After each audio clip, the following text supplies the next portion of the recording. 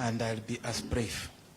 Just to say how delighted I am personally to be here. When I was at the African Union, I made many attempts to come to Hargeisa, but it was not possible. And I'm still planning to come, especially since we're working there. And I've come here to say that we support development, we support your cause, and hope that the cause that you stand for will be realized in due course, and that this can be done amicably. Let's go to the point. You know, the previous speaker, when he gave us statistics, he talked about the long border with Ethiopia. And actually that was also kind of our entry point, but also the assets we have. Because of that, as trademark, and I see a colleague of mine who will be participating, David, please stand up, is from Trademark East Africa. We are supporting the pipers in Hargeisa, the construction of the pipers, and we will also move to support the port in many other ways that, but also assisting Ethiopia to be able to access the port of Berbera, the logistics. Actually, yesterday I was in Addis Ababa to sign an agreement with the African Union, which agreement provides also to support Ethiopia. And as you know, Ethiopia is so keen on its export drive. And so we hope that you will continue to work closely, and that we want to work on that corridor from Addis Ababa to Berbera. And of course, beyond the border, I also happen to be a member of Prentice Foundation. We did a study of the city of Hargeisa, and we know the history, how it was destroyed in 1992, the efforts we are making to rebuild it. And that is one area that we are also looking at, how to support that port to become a nucleus for investment, and also to continue to support the huge economy behind it, including what has just been described about oil. And so we are simply here to say we'll accompany you, we support your cause, and that we'll continue to be your trusted partners. Thank you so much.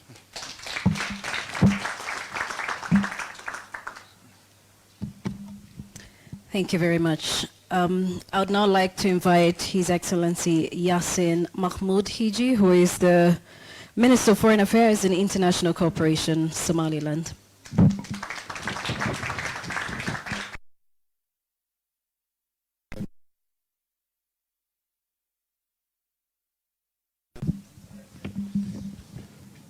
Your Excellencies, distinguished guests, ladies and gentlemen,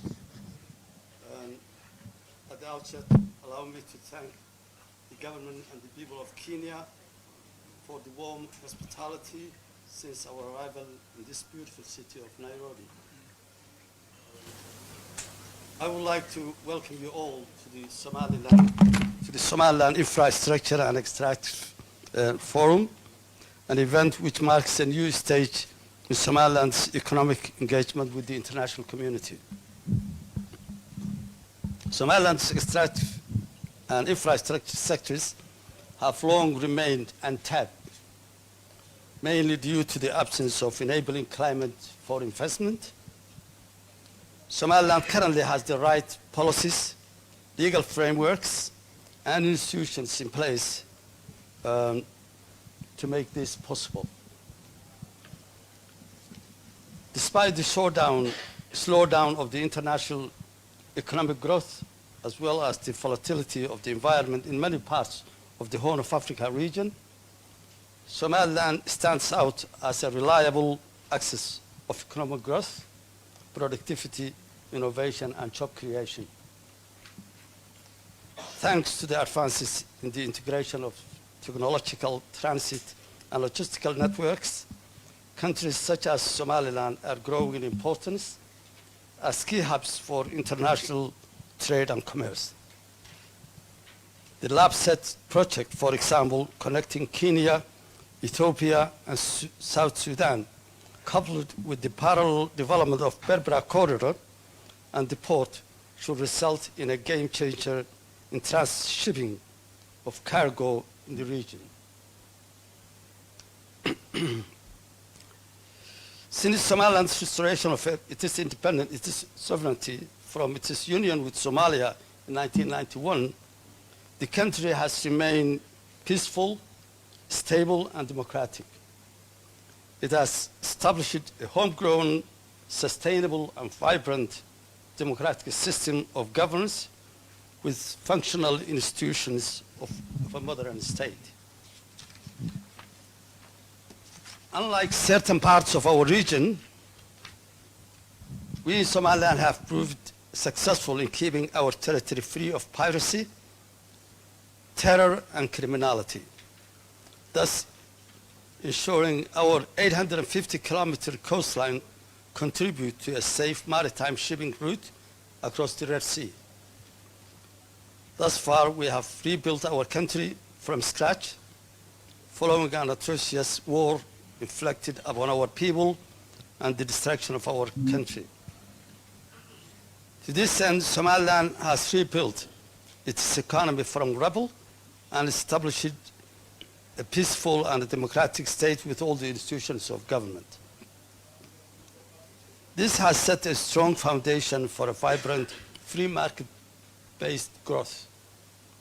This includes a functional system of the rule of law, a professional police force, as well as the development of relevant policy and regulatory frameworks to support investment. The Red Sea is increasingly becoming a critical axis in the global economy. Somaliland's strategic location, therefore, has made it to become a strategic hub and a growth frontier with this new geopolitical configuration. Somaliland appreciates the support of its development partners in its economic and infrastructural transformation.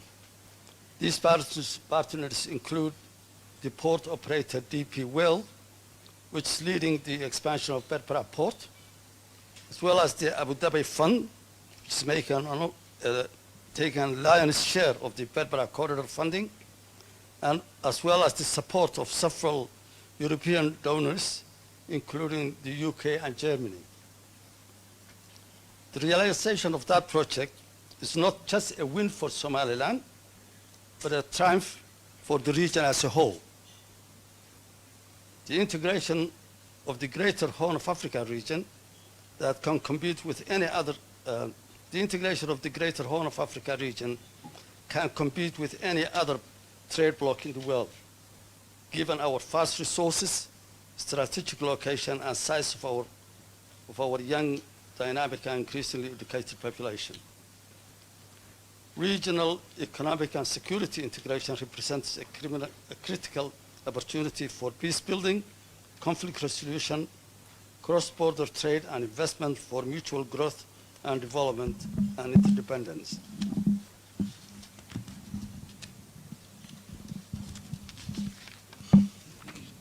Largely through our efforts, Somaliland has consolidated peace and democracy at home and served as a valuable and reliable partner to the world in such areas as security and counter-piracy, among others. Somaliland is poised to become a world economic growth pole and a strategic hub where the governments as well as the domestic sector, domestic sector and foreign investors can come together to make advantage of our position along one of the busiest maritime trade routes in the world. Finally, from where we stand today, the road to recognition is clearer more than ever before, as our economic and strategic importance is acknowledged. Our moral, legal, and practical case for recognition is increasingly becoming harder for the world to ignore.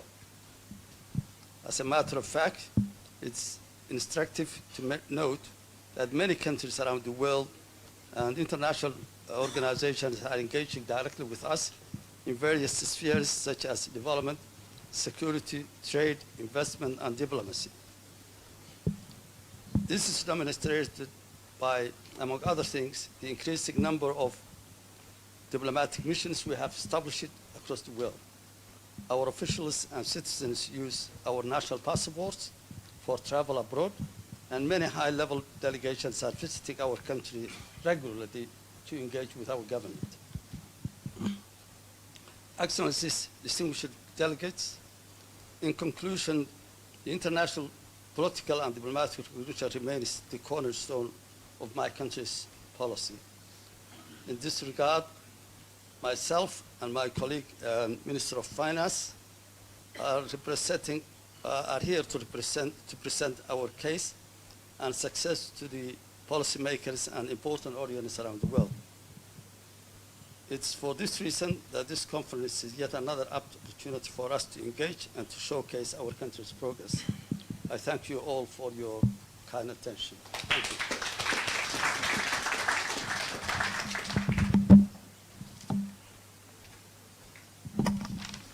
Thank you very much. I would now like to request Ambassador Johnson Weru, if you could just say a few remarks before we can have Dr. Saad.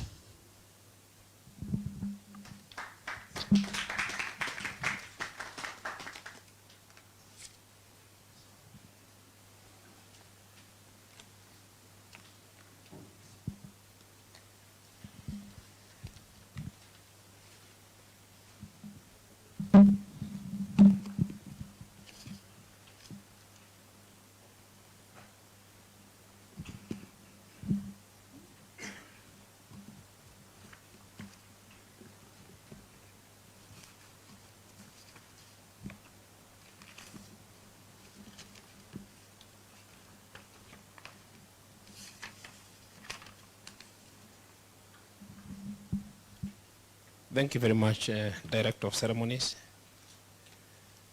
As you have heard, my name is Ambassador Johnson Weru. I serve in the Ministry of Foreign Affairs as the Director of Economic Affairs and Commercial Diplomacy. Let me start by welcoming all our brothers and sisters from Somaliland to Nairobi. Feel at home,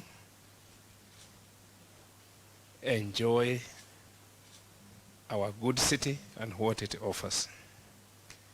Your Excellency, the Minister of Foreign Affairs and your delegation, Excellency ambassadors and diplomats who are here, our colleagues from the ministries, state corporations and the private sector, ladies and gentlemen, good morning. I will not take a lot of time because this is a business meeting. When it comes to government, we'll make the usual government statements. But let me indicate this. On behalf of the Minister of Foreign Affairs and on behalf of the government of Kenya, we welcome the business delegation from Somaliland. We have laid before you an elaborate counterparty delegation comprising of our regulators, and which is a key element of conducting business in the area of infrastructure and energy and mining. They are here. We have also brought you experts and senior officials from strategic state corporations dealing with the same area, from our LAPSET project, which links Kenya, South Sudan, and Ethiopia. They are here. We also have our ministries represented here. You are free to engage with them in terms of trade, investment, infrastructure, and energy opportunities between Kenya and Somaliland. And for our private sector, I know the representative of the Kenya Private Sector Alliance probably will be given an opportunity to address you. This is our message. Make good use of the international connections of Nairobi. We have a bit to share with you, Your Excellency, and your government on the lessons that we have in each and every aspect of your vision.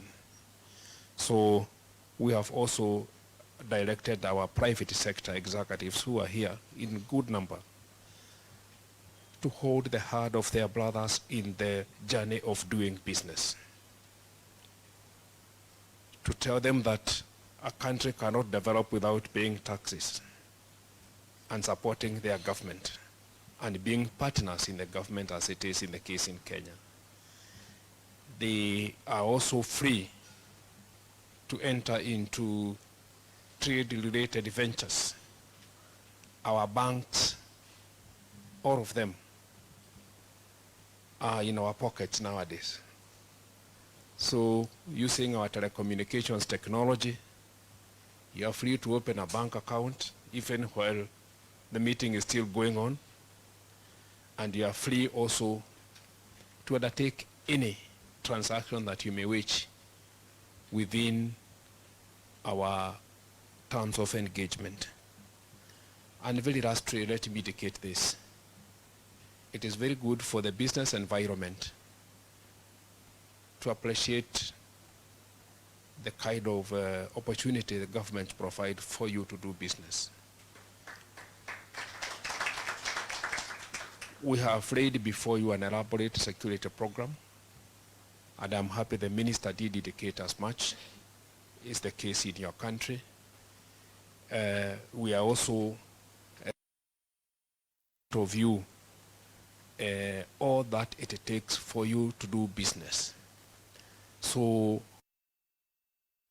progresses, we'd like to emphasize that what drives relations between countries nowadays is not politics, it is business. And the language of business is what has brought us here. Everything else follows thereafter. The two governments have good relations. The two governments have agreed to support you to do business, and the two governments have agreed that you can repatriate your profits if they are legally made. So operate within the law, and we shall be there to support you. My very last advice to our business executives. Even here is a business enterprise. This is a private sector hotel. So Your Excellency, in the next slide, if you invite us, we shall come. And I hope Kenyan hotel chains will find the favor of establishing themselves in your country. But above all, the very essence of taking your time to sample what is in this country. Meaning, since the program ends today, please don't leave today. I know tomorrow is a Friday, and most of you are Muslims. Our biggest mosque, I know the ambassador will give you the directions where it is, or you know where it is already. Start from there. Enjoy what is in this city. We have a big national park out there. Visit.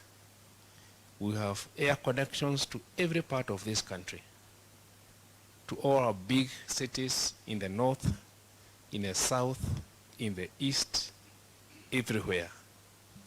We have a very digitalized economy. Just Google. It will take you there. Hire a car. It will take you there. Just do it. So I'm simply saying, don't leave immediately. Enjoy. And then thereafter, take the message back home that we are ready to do business with you. Thank you very much, and I wish you good proceedings.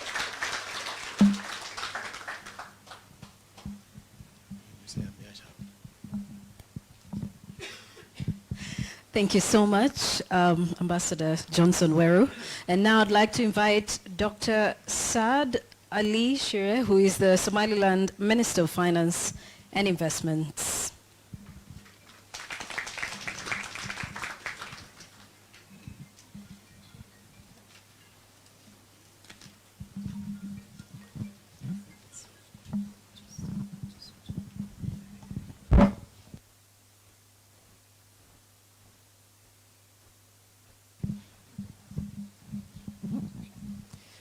Honorable guests, Excellencies, ladies and gentlemen, good morning. I'm very pleased to be part of the second Somaliland-Kenya Investment Forum, and I would like to thank the team that put this amazing event together. I should not fail also to thank our Kenyan friends who did support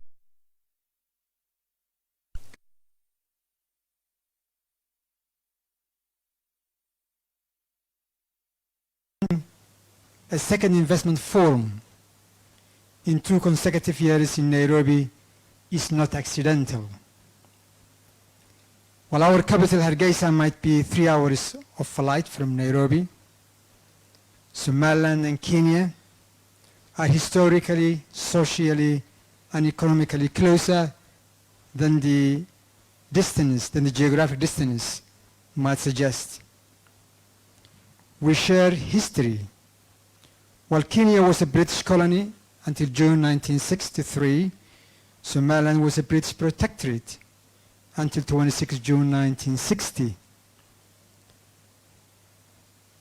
At one point, we shared currency and administrative systems, but we also share people. There is a large Kenyan community which has its roots in Somaliland. We have also thousands of Kenyans working in Somaliland as we speak. I shall not fail also to mention that there is a significant trade going between the 2 countries. We also share security concerns. And Nairobi as a conference hub has been a primary destination for public officials from Somaliland. I checked my passport yesterday, and Kenya visa stickers came only second to UAE visa entry stamps.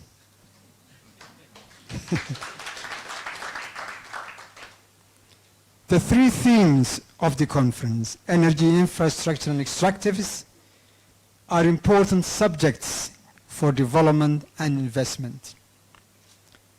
They form key parameters by which development is measured. The 10 countries that top the list of energy consumption per capita are also among the countries with the highest per capita income. And that list includes Iceland, Norway, Kuwait, Bahrain, UAE, Qatar, Canada, Finland, and Sweden. The 10 countries at the bottom of that list are Haiti, Somalia, Central Republic, Burundi, Sierra Leone, Guinea-Bissau, Chad, Liberia, East Timor, and Western Sahara. Similarly, the countries with the highest public capital stock per capita are among the countries with the highest per capita income. And there is the association. Among the top countries for the highest public capital stock per capita are Norway, UAE, Saudi Arabia, EU countries in general, USA, and Canada and Japan, in fact. Somaliland is lagging behind, and I must admit poor, when it comes to energy consumption per capita. Public capital stock per capita and exploitation of mineral resources are also lagging behind. But Somaliland provides a rich seam for investors in each of these areas. just to achieve the same per capita consumption of electricity in Kenya, which is about 200 kilowatt hours per capita per year, it will have to generate additional 700 million kilowatt hours. I will leave the details to the energy session, but there are tremendous opportunities in the generation, transmission, and distribution of electricity from conventional and renewable resources in Somaliland. Berbera is one of the windiest places on earth, and the sun shines 12 hours a day, 365 days a year. On infrastructure, there are opportunities in urban water infrastructure, waste management systems, roads, ports, airports, social housing, and healthcare infrastructure. With regard to extractives, there are occurrences and encouraging signs of the availability of commercial quantities in some. Now, these minerals include lead, zinc, iron, manganese, copper, gold, tin, beryllium, and we have also gemstones and, of course, oil and gas and coal. However, investment is not all about opportunities and material, but also about environment. And in Somaliland, the climate is right, as the following presentation shows. Can I have the... Yes.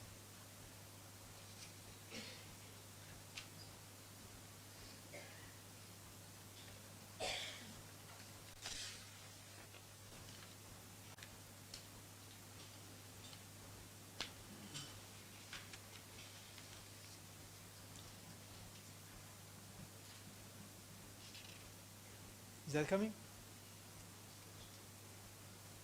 All right. Okay.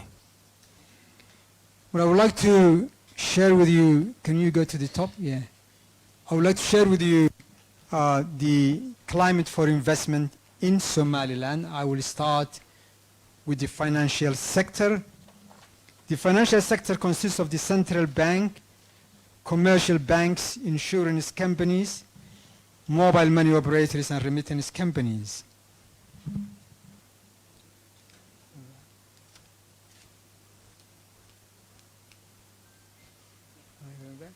All right. Can you do that for me? Then I'll do. The commercial banks consist of 4 banks.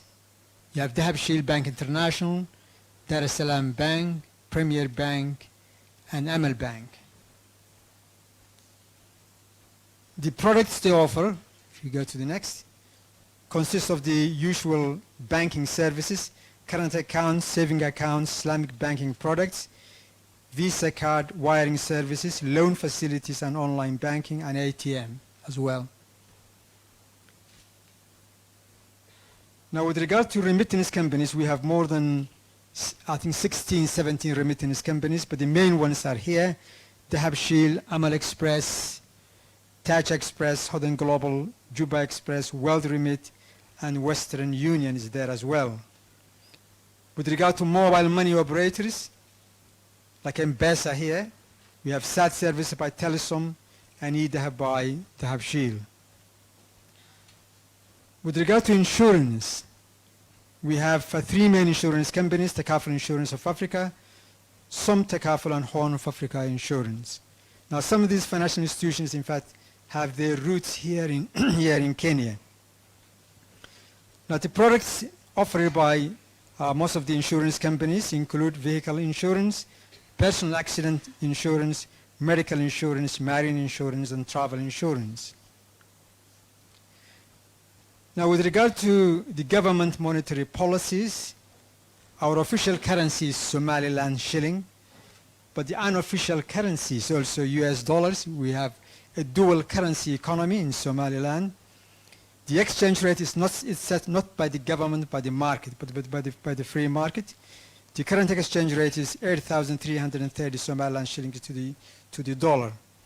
Now, repatriation of foreign currency is unlimited, and the current inflation rate is only 4%. So I think we're doing very well when it comes to that. Now, with regard to fiscal policy, we have a policy of having a balanced budget. We have zero external debt, and we are working very hard to be fully PFM compliant. Now, of course, you will want to know something about the taxes.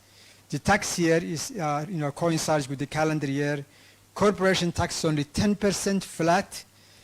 Payroll tax is only 6% flat, and sales tax is 5%. Now, with regard to tax incentives, we offer 3-year tax exemption from corporation tax to investors. We also offer tax exemption from imports of machinery and equipment for investment. Of course, you would like to know about how much labor costs in Somaliland, and here I have. Manual labor might cost you $100 to $200 per month. Skilled labor from $300 to $500 per month. And professional labor from $500 to up to $1,500 per month. Now, education, we have an education system which consists of primary education, which lasts for 8 years, and secondary education consisting of 4 years, vocational education which varies, and we have a university system where the students graduate after completing their programs, which takes 3 to 7 years depending on the program. Now, we have about 32 universities registered in Somaliland. The language of instruction is Somali, English, and Arabic. As for immigration, we offer visa on arrival for most of the countries. And the visa types we offer are single entry, multiple entry, and residence visas as well. With regard to travel, Hargeisa International Airport at the present time is served by the Ethiopian Airlines, Fly Dubai, Air Arabia, Air Djibouti, and African Express Airways, which connects, in fact, Nairobi and Hargeisa. As for transport, we have two international airports, Hargeisa International Airport and Berbera International Airport. The Berbera International Airport is now under still construction. We have also Berbera, which is operated by DP World and which is one of the most important ports in the region. I think that will answer some of your questions as a prospective investor about Somaliland investment climate. And with that, I conclude, and thank you very much.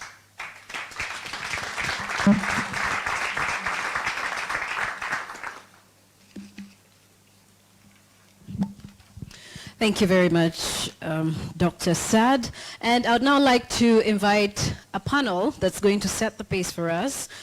Some of them have investments in Somaliland, and others are experts in terms of analytics when it comes to Somaliland.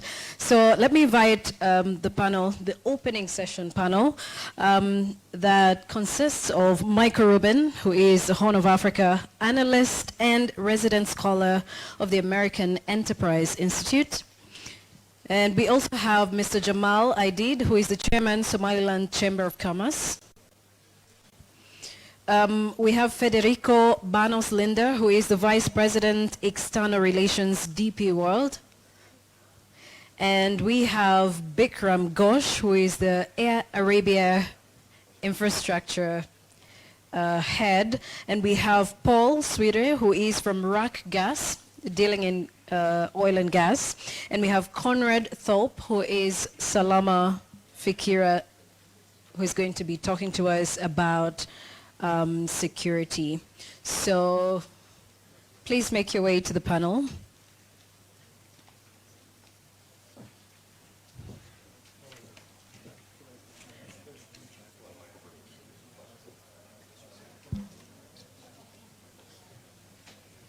So this is a session that's going to be about 30 minutes at most, maybe 20 minutes, so we can get a quick perspective on the investment climate in Somaliland. And I'm going to request that we get a microphone that can go to our panelists.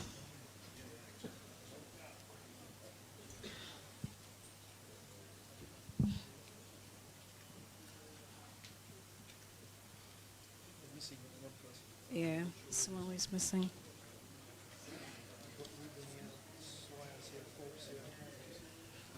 Is Conrad Top here with you?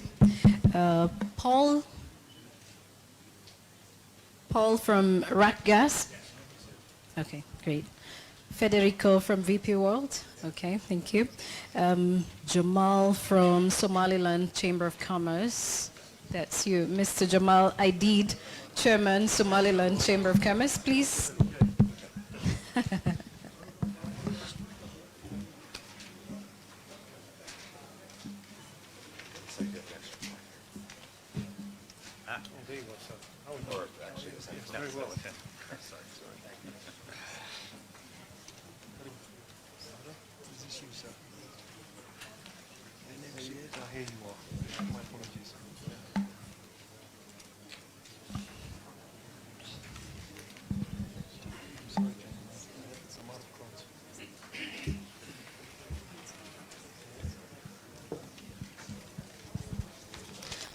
All right, so let me start, first of all, by, and probably, I think, Michael Rubin, you can take the mic first.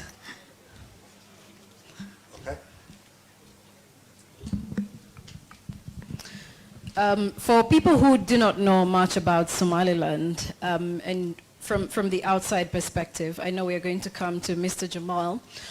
Maybe you want to tell us about the environment there. What is your assessment of Somaliland so many decades later?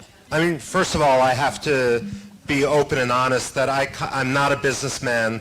I don't do any business. And so I approach Somaliland through the lens of a strategic analyst inside the United States. I made my first visit to Somaliland this past February. It was pretty eye-opening.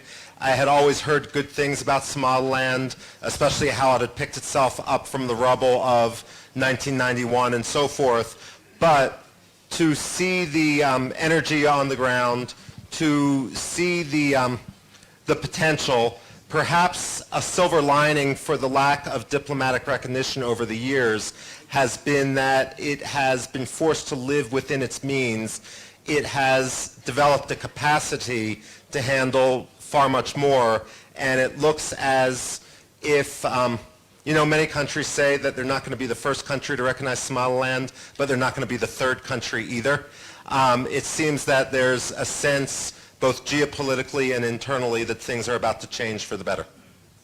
All right, thank you so much. I'd now like to give it to Paul. Paul, you have investments in Somalia, or Somaliland rather, I beg your pardon. And you might want to tell us the success story so far, just to help the rest of the people who are interested in investing in Somaliland about what exactly it's been like since, from the time of prospecting to investing, and how you could gauge the success right now. Yeah, I mean, Rat Gas have been involved now in Somaliland for a number of years. We've got some concessions there. You're going to hear a presentation today from my colleague, Giacomo, who's going to give you some more details on this. The investment opportunities are very good from an oil and gas perspective. It is very prospective acreage. There's a commonality to Yemen across the Gulf of Aden, which has got a proven petroleum system. And already there's a number of wells, some historical wells in Somaliland that have proven that oil and gas exists there. Rat Gas have been keen supporters of Somaliland and the country and what you're trying to do. We think it's very exciting.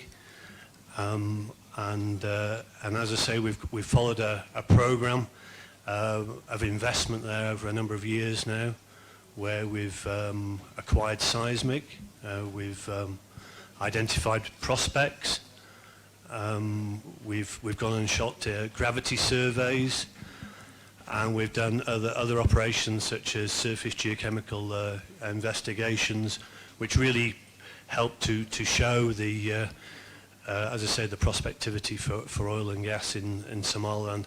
And along the way, we've been very much supported by all the ministers and all the executives, and we found that operations have actually been very smooth. And you know, I would very much encourage other companies to invest in Somaliland like we have. All right.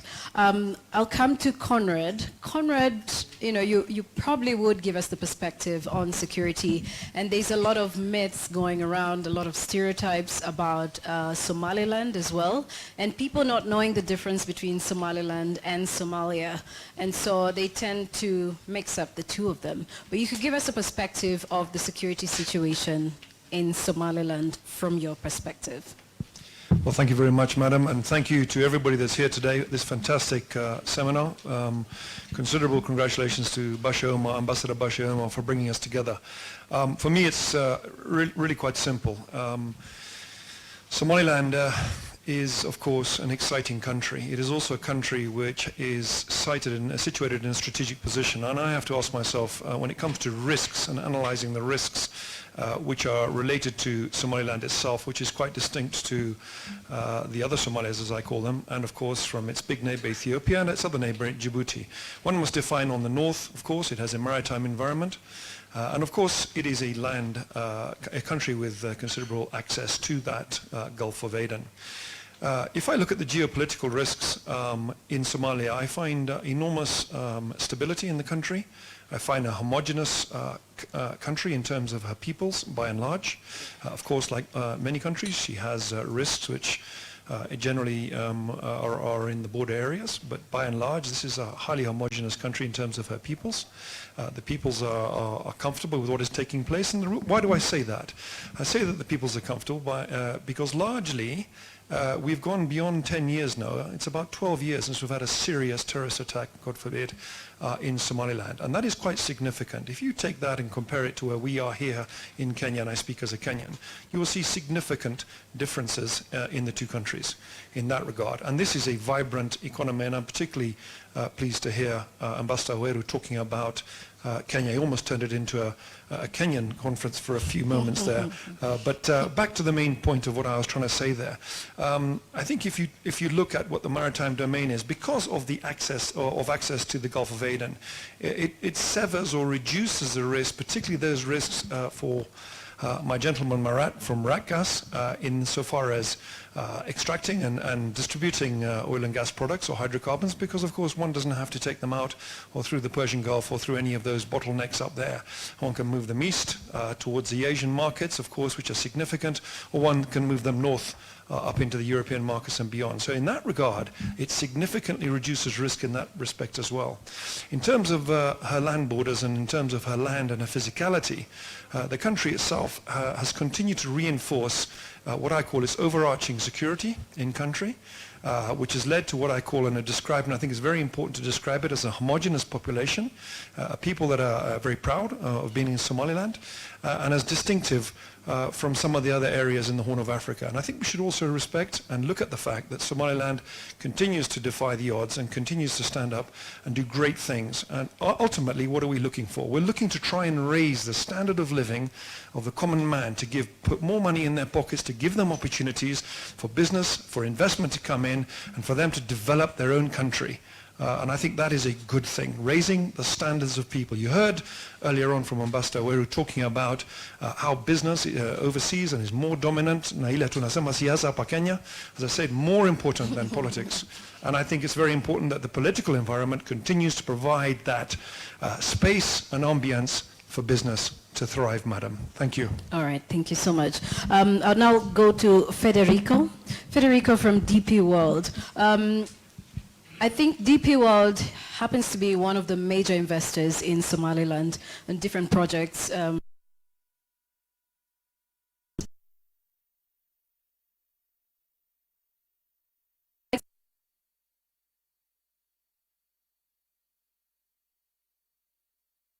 From your perspective, and how going forward do you think this is going to help Somaliland develop as they look towards being recognized internationally?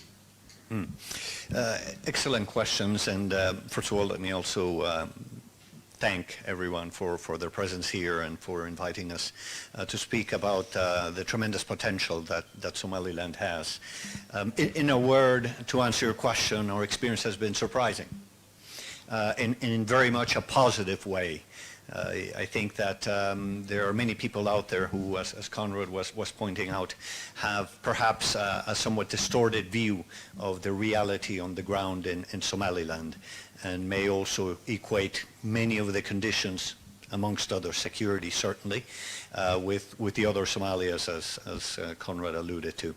And we also had quite a number of people who told us at the time where we were envisaging an investment there, why are you going there? It's a difficult place. It'll be a challenge. You will not be able to have business as you are imagining that it will be. And it's been very much the opposite. We have a plan to invest almost $500 million in Somaliland, 442 million to be exact, during the term of our investment window that we have set. It's a three-phase investment. We have gone already from phase 0 to phase 1 in the expansion, and the numbers, quite frankly, speak for themselves. We have had an improvement in port capacity of 50%. The performance of the port has already improved by 70%. These are incredible numbers, which you would be hard-pressed to find that level of performance, quite frankly, not only anywhere else in Africa, but anywhere else in the world, quite frankly. You look, for example, at the volumes and the capacities since we took over from 2018 to 2019. You have seen an increase of 50% in the container capacity from around 100,000 TEUs to in excess of 150,000 TEUs. An increase of double in general cargo and bulk cargo from about 776,000 metric tons to in excess of 1.5 million metric tons. A capacity of livestock from just under 1.5 million heads of cattle to fully 4 million heads of livestock. I think to any naysayers or to any skeptics, when confronted with the facts, I think that you will elicit quite a bit of surprise. But it has been our experience in Somaliland. Very much a willingness, certainly on part of the government, and a commitment to do what is necessary to provide an operating environment which is going to permit investments such as this one. This is not to say that we have reached the end of the road or of our journey. This is a journey, make no mistake about it. There are many things to be done, and certainly I've had some conversations with some of the donor community, and more of those conversations need to take place with all of the major investors, because indeed the more that we are able to make improvements and enhancements to the infrastructure, the better trade will flow across the country, particularly, for example, to the gateway of Addis Ababa. And indeed, again, to echo the words of Conrad, the more that we are able to increase the level of trade, the more we improve the level of prosperity of the common man, the less you will have the sort of challenges that you find elsewhere in terms of security and these sorts of things. All right. I'm going to come back to you as well in terms of the investment and the risk involved. But first, we'd like to hear from Jamal. Jamal, if you could tell us, you're from the Chamber of Commerce, you're the chair of the Chamber of Commerce in Somaliland. What does it take to invest in Somaliland in terms of logistics, in terms of what is required for a foreign investor who wants to invest in Somaliland? If you could just break that down for us. First of all, good morning, everybody. And also I will thank Kenyan government who gave us this opportunity. On behalf of Chamber of Commerce, we are welcoming everybody who wants to invest in Somaliland, as well as we are going to thank DB World. We have one-stop shop system in Somaliland. When you come there, then you will get everything requested for the license on one place. The opportunity there is very rich, really. We are doing for the last 2 decades to develop sectors of the livestock, to export for the livestock and import for the commodities from all sectors of the world. So the infrastructure, as the minister said, is ready, that everybody wants to invest here legally available. I believe only promoting new investments and creating new partnership is a space to accelerate development and prosperity for all of us. So we are welcoming, and the infrastructure is there, and the legality documents required is you can get when you arrive in Somaliland, the Chamber of Commerce and the Ministry of Trade. Okay, thank you. Okay, but what's, if you could just be specific, what documents are required? Say, if you want to invest in extractives, what are some of those critical processes that you need to go through while trying to invest there? If you want to have a partnership with Somaliland, that means you can get a share with the partnership of your Somalilander. But if you want to invest alone, it should be large investment that Somalilanders cannot do it. So then you can get the license. If you want to build industry, or if you want to, for example, make a large or huge investment, you will get also 3 years free tax. Right, incentives. Okay, I'd now like to go to Michael Rubin. Michael Rubin, when the outside world is looking into Somaliland, they're not looking at it as an investment area per se, that is the larger outside world. But then this is a misconception that I think the rest of the world has had about Somaliland for the longest time. And this, in a way, kind of deters investment opportunities for Somaliland. All factors constant, where does Somaliland go from here? How can they turn this around? Well, you know, one issue which hasn't been brought up in our panel so far has been the tremendous human capital. When you look at the emphasis which Somaliland has been placing on education, you see it, of course, when you go to Somaliland, but increasingly in American and British universities, you see in elite universities, Oxford, MIT, Harvard, Yale, you see Somalilanders who are achieving PhDs, and these aren't just Somalilanders from elite families. Some of these are rising up through institutions like the Barso School, they're orphans and so forth, who have had their potential tapped, and that seems to also be driving the energy. Now, more broadly speaking, you're absolutely right. On one hand, there's a growing realization and recognition that Somaliland isn't simply Somalia. Within the behind the scenes, I mean, I spend my time behind the scenes in Washington, there's a tremendous appreciation of Somaliland and an increasing sense that perhaps the previous policies which just emphasized Mogadishu aren't going in the right track.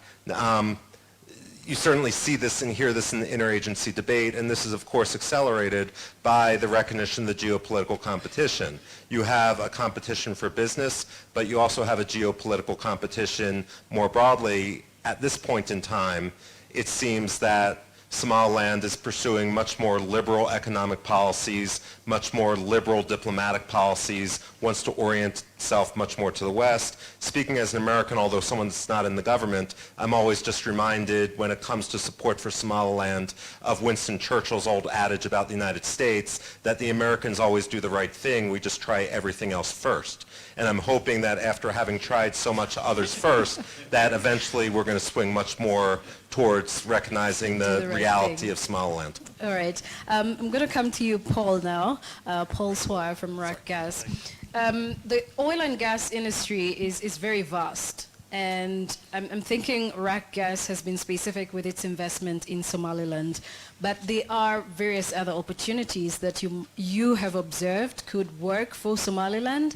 Maybe if you want to share those, so possible investors who are here today are able to tap into the oil and gas industry to accompany RAK Gas's investments in Somaliland. Sorry, could you explain that a little bit more? As RAK Gas, Yes. you have invested in a specific field in Somaliland. yes, So there must be other secondary investments that could go or that could support RAK Gas in Somaliland. If you want to share some of those investment opportunities in the oil and gas industry that maybe possible investors who are here today. Are you referring to would- the other prospective Yes, prospective, blocks? exactly. Yes, well, as I say, Somaliland is a very prospective area. There were a number of old wells that were drilled there. It's proven up a petroleum system. It's not just RAK Gas, there are another couple of companies at least who are active there at the moment as well. But from a RAK Gas perspective, you know, we fully support. I say we've been in Somaliland now for a few years. We've been very active there. We've got full support from the local government. We actively engage in corporate social responsibility. We're very much aware of using local support in what we do, and we've been very encouraged so far in that. You know, we have had that support, strong support in our operations, which have allowed us to do what we've done so far. And it's been thought through very carefully from RAK Gas in the way that we operate there. And I would say potentially other companies might be a little bit scared about Somaliland. I'd say don't. It's been very positive so far for us, and we're making progress from identifying prospects. And also, it's a big block that we have. I think it's 24,000 square kilometres. It's in the Berbera area. I've got to say, I've not been to Somaliland yet. My colleague who will be speaking later has been a number of times. Mm-hmm. I fully intend to go there as soon as I can. All right. And I'd say that, you know, other companies are aware of the prospectivity in Somaliland and probably will be following us soon. All right. So when we look at the Berbera corridor, it appears to be a competitive corridor that we're looking at because it connects to Ethiopia as well. And Ethiopia has the more investment opportunities and now trying to help Somaliland as well pick up the pieces. So when we look at this area, of course, there's also competition coming from Djibouti. And so I'm going to pose this question to Federico. How does Somaliland raise its competitive advantage against these two giants like Djibouti and Ethiopia? I think that inherently already the port of Berbera, for example, and so Somaliland are in a position of advantage, certainly vis-a-vis Djibouti. I mean, Djibouti, the port of Djibouti is at capacity already. There's quite a bit of congestion. In terms of comparisons to other ports, the reality is that the only comparable one in terms of distance from Addis Ababa is Berbera. There's only about a 40-kilometer difference between Djibouti and Berbera in terms of the distance to Addis Ababa. How can we become even more competitive? Well, quite frankly, infrastructure is one of the key elements. Of course, there are a number of donors, DFID, GIZ, and others that are participating in trying to build out that infrastructure in terms of the road, and certainly also the government of Ethiopia. But there are a number of things that need to be done. For example, the pass-by around Hargeisa that is being built by GIZ principally. It's quite good, but it's too narrow. It's only one line. That's not going to be sufficient to support the level of traffic that we need to support in order to really provide Addis Ababa this gateway facility that they need to have in order to start sending some of that trade down to Berbera instead of Djibouti. But I think other than that, we find ourselves in quite a good place. Simply, as I said, the infrastructure really needs to be prioritized. All right. Prioritizing infrastructure. And you said you've already invested $442 million. We're in the process of investing that, yes. $442 million. Yes. All right. Let me come to Conrad. Conrad, going forward for Somaliland, where do you see Somaliland in 5 years, 10 years from today in terms of security and managing risk as well, considering where it is positioned and the risk involved with Somalia on one hand? Well, thank you for the easy question, madam. Much appreciated. I wanted to, before I start and answer your question directly, I just want to commend Federico there for the summary on the access from the port of Berbera through into the hinterland, particularly into the country of Somaliland, and beyond that into what I'd call the neighboring states. Indeed, we're doing exactly the same here. We're de-risking Kenya in exactly the same way as you're de-risking effectively in Ethiopia, insofar as there needs to be a second route into this country that is being provided into Ethiopia by the route through Berbera.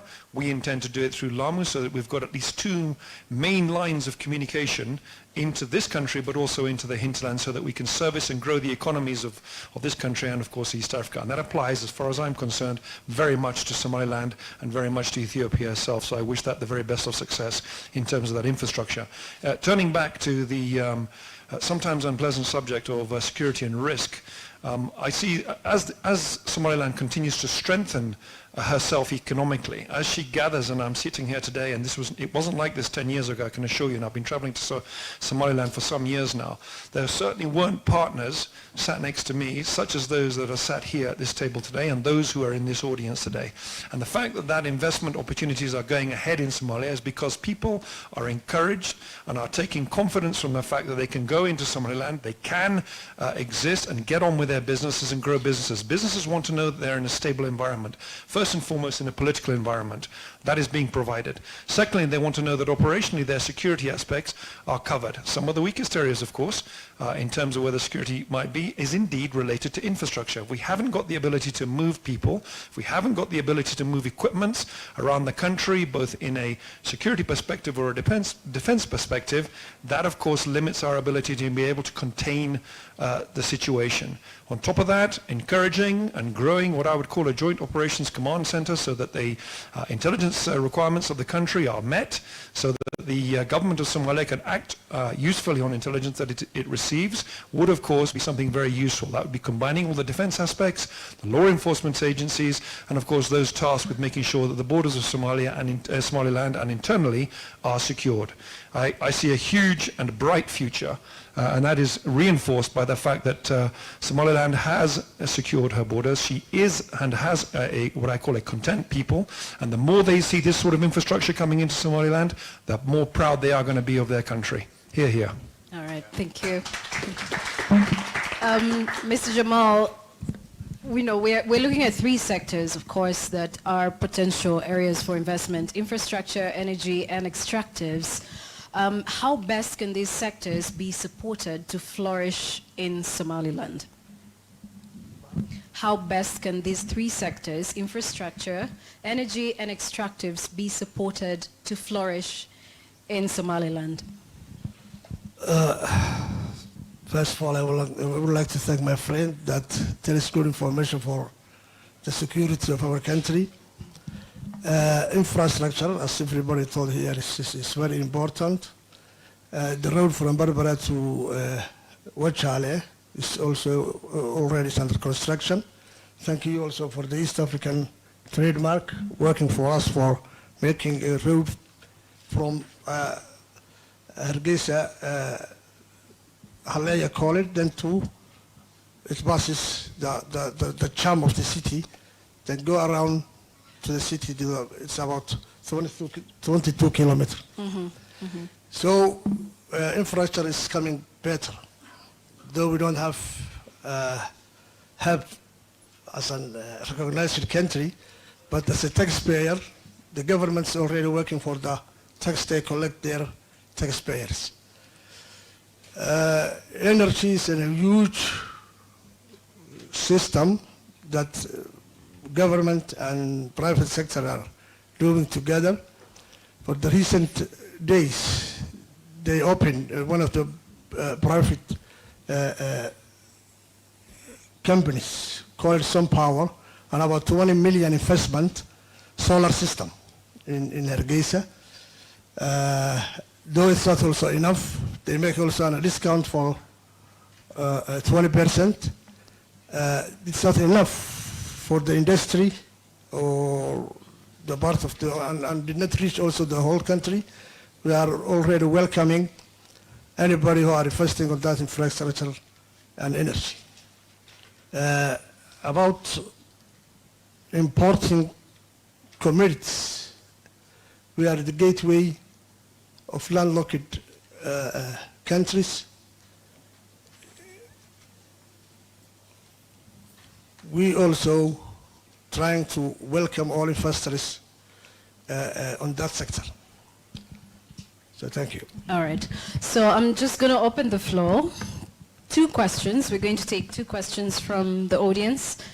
Yeah, I see one question at the back over there. And a second question. If we could have the question. Okay. All right. Let's start here and come so we can ask Hassan Omar.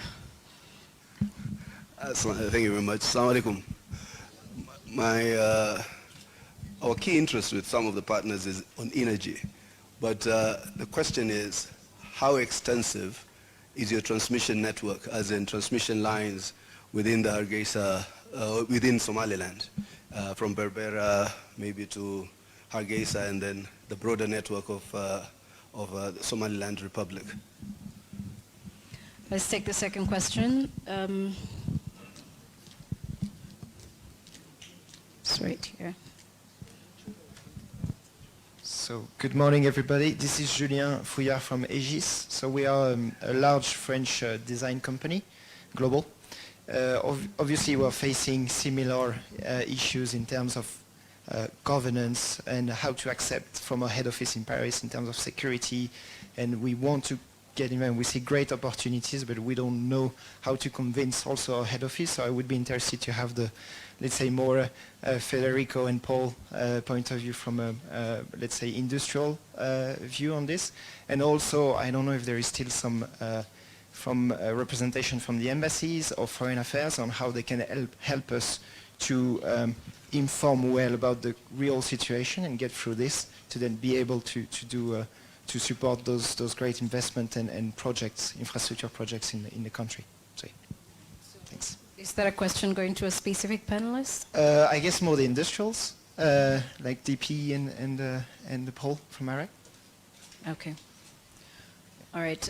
So for people who asked the energy question, Mr. Hassan Omar, there's a session coming up right after this one that is going to tackle all the questions to do with energy infrastructure, particular specific questions. So if you have a question going to any of the panelists, you can just ask it straight up. Okay, I do. Thank you. Hi, everyone. First of all, I would like to introduce myself. My name is Salma Sheikh. I'm the chief editor of Somaliland Review magazine. I would like to thank Ambassador Basha and his team for organizing this wonderful event. Mr. Rubin has spoken about human resources in Somaliland and how education is important and how certain institutions in Somaliland are actually sending young people or in sponsoring students to study further in foreign countries.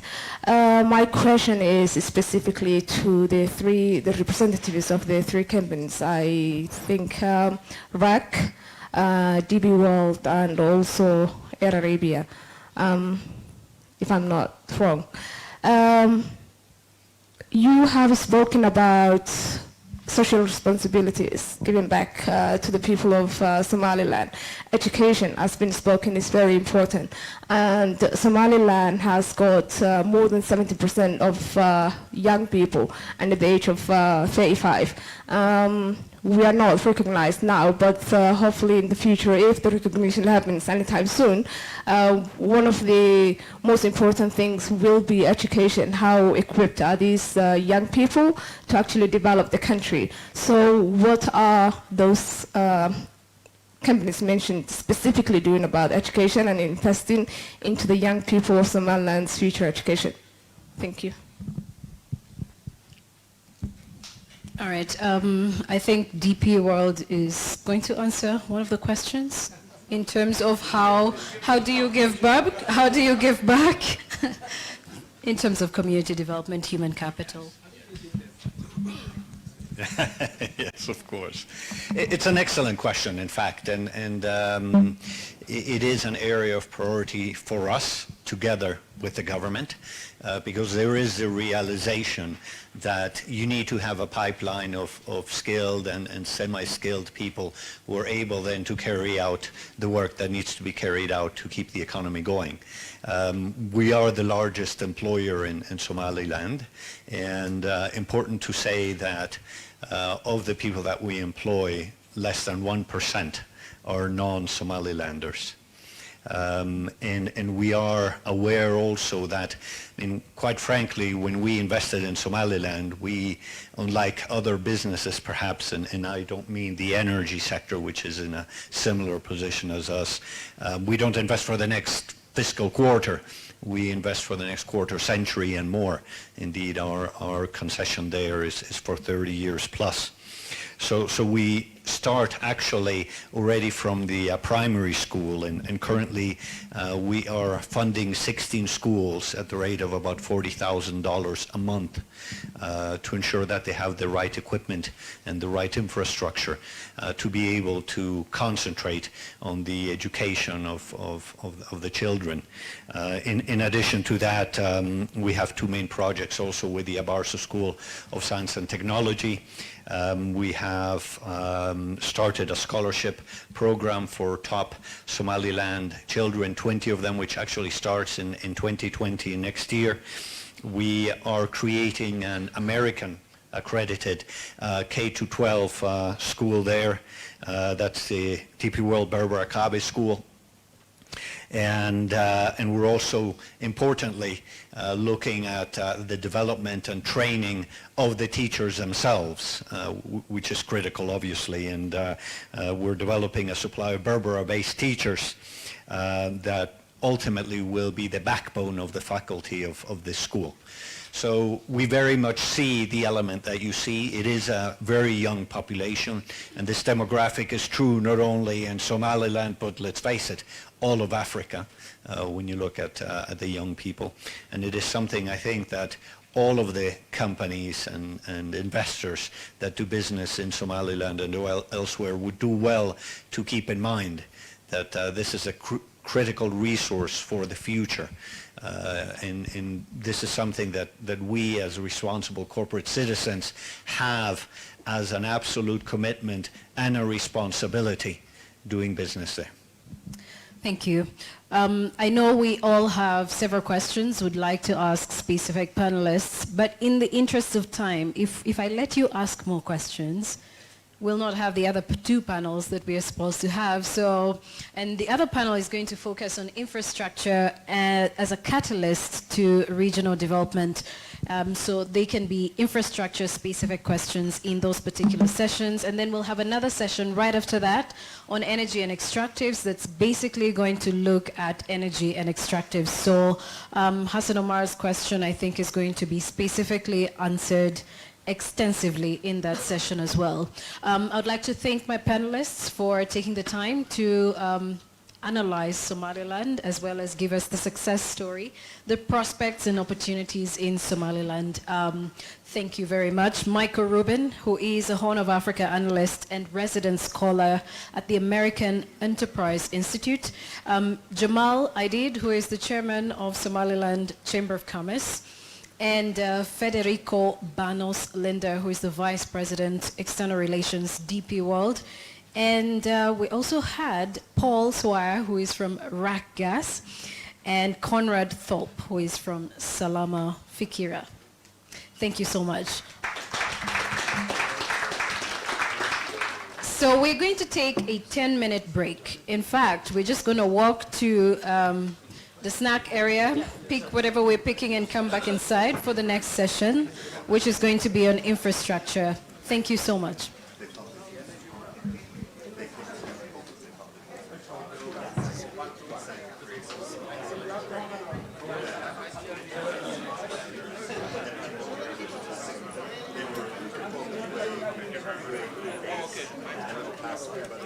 I'll be glad to share with you. I have no plan to Hi, my name's Angus. I'm part of the corridor against bypass people. Yeah, so, and I know management very well. So I met him. Hello. Congratulations. Yeah, we're catching up with the Abu Dhabi guys. I was driving it last week. I drove down to Dahabi. Yes. I mean, it worked. So it was just a slow start. They are going for it, so we've got to catch them. It's an interesting project. There are two small gaps. The only thing we need to work out is just where the arm bypass finishes in the south of our gas. There's two gaps which we just must, within the early mid-year, get some other donor funds. That is absolutely that one lane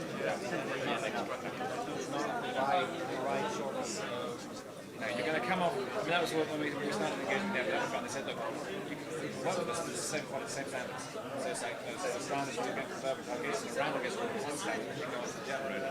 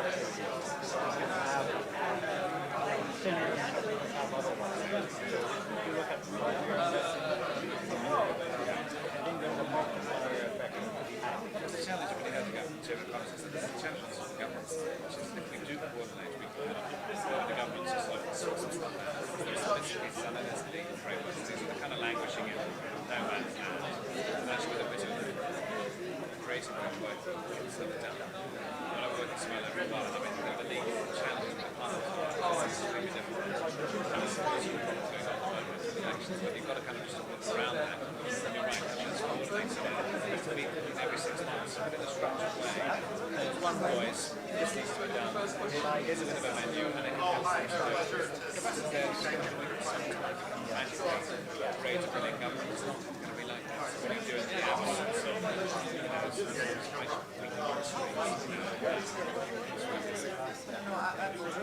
very interesting before they go the better those roads that are developed, the more the operating environment will encourage further investment. That's what we want. It's amazing we can get, I'm sorry, but it's going to go to Berber now. Berber, I guess, years ago. There was a couple of downs coming up from Yemen. Now, you also see demand. You know, you see it's actually sort of we work in that regional administration. You say what you do there, go to water and health education. It's worldwide changes because well, it's iceberg.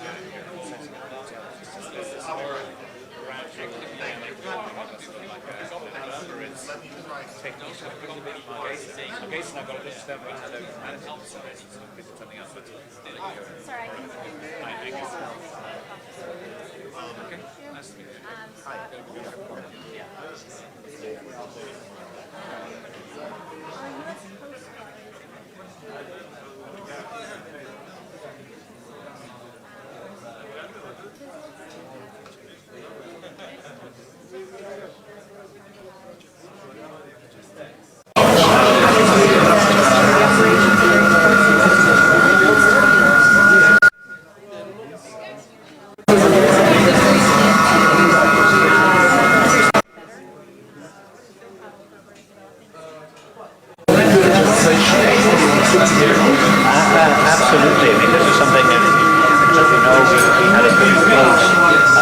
relationship with Catalonia, and we have had many conversations with people in the United States,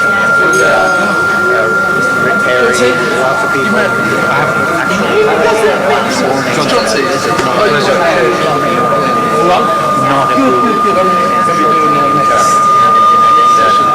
So do feel free to ask me a question.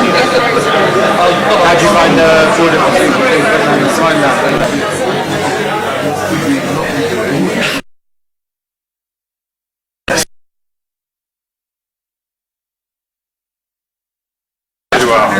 Please meet you. I've been up to her case Berber as well. I assume that you're based in Yes. But if he had advance notice of trying to It's a French company, yes, it's French, but based here in charge of East Africa. Just share that with so me. I'm more than happy to help you coordinate all of that. That's not a problem. I mean, Djibouti, but also all of the security infrastructure will develop. Because we know how they are, we know what it is. Yeah. Exactly. Yeah,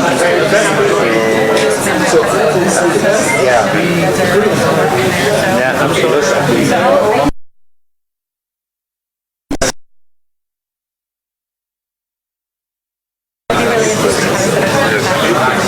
Yeah, absolutely. So as I said, let's stay in touch and give me as much advance notice as possible, and I'll help you coordinate all of that. Also, it's industrial. Yeah, nice to meet you.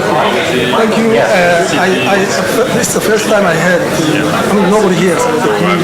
It's the work that you are doing. It's industry. By the way, I wrote a Berber corridor and all that stuff, and I would like to share with you. But I'm in the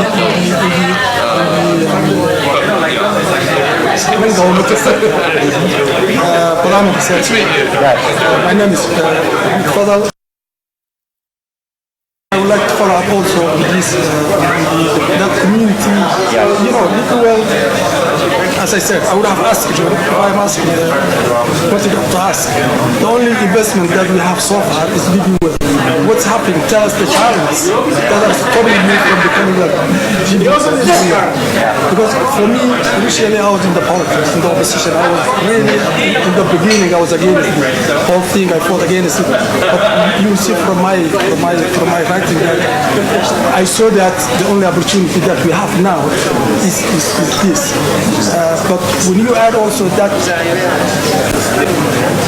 sometimes people ask, yes, the world is there.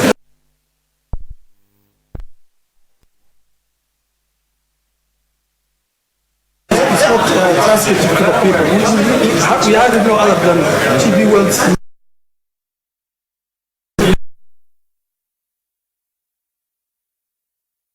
Absolutely right. You know, it's interesting. I was having a conversation just now with one of my colleagues, panelists, Dr. Ruben, Russell scholar, and he said to me, I just want to share with you that I was doing some research and having conversations with men on the street and the normal sort of folk in Somaliland, around Berber and all of this. And there was a lot of skepticism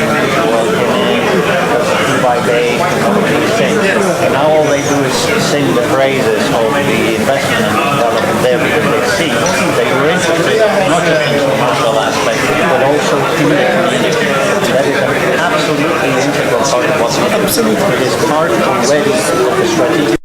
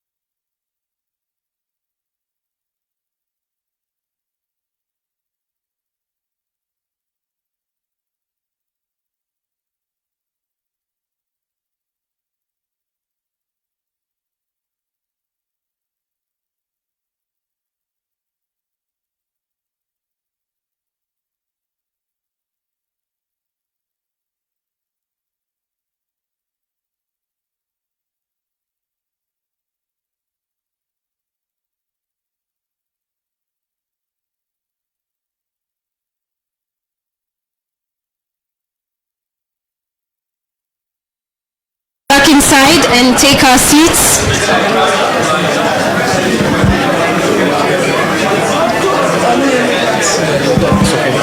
Here. Shall we please take our seats, please?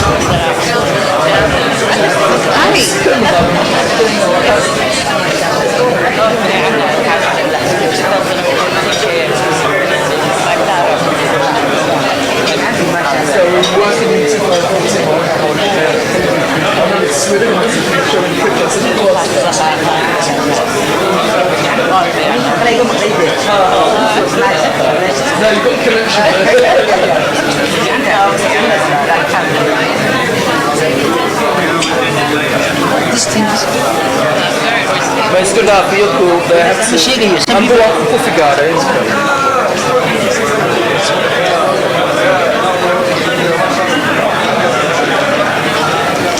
She chased me away. She said you were on the panel and you were here. Everyone is sitting themselves down.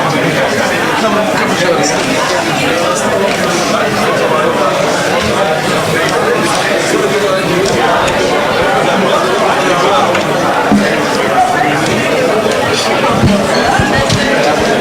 Ladies.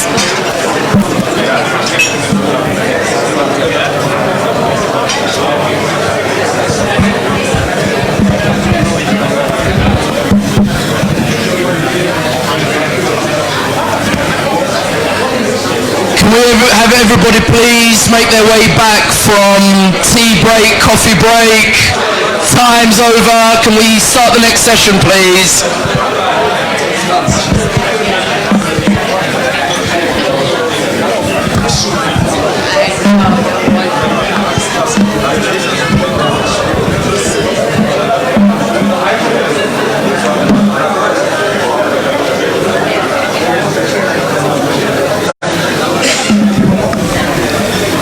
Hi, can everybody please bring your tea with you, bring your juices with you, bring your coffee, come take a seat.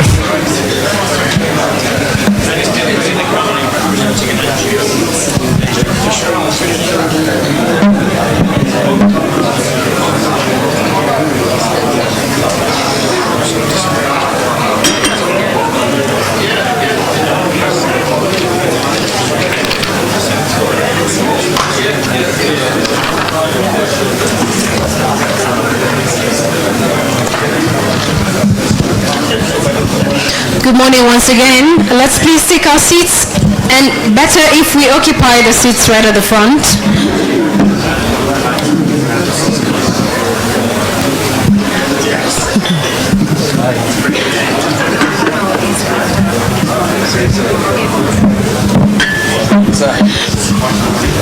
Good morning. I hope you enjoyed your coffee.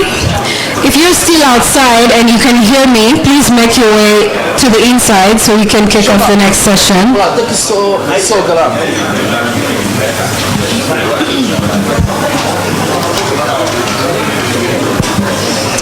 So this session is basically going to look at infrastructure as a catalyst to regional development, and it's going to be moderated by Omer, who is seated right here at the front.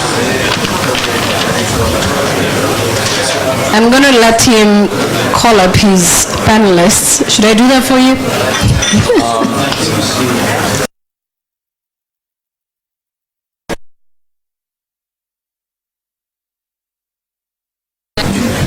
Okay, so I'm going to hand it over to him, and he's going to take it on from there. Without the panelists? Yeah. Hi, I'd like to invite onto the panel for our second, for our first session today, session on infrastructure, Somaliland. I'd like to invite all of the panelists to please come join me on the stage. Beginning with, if I can just read you guys out, Michael, please come and join me.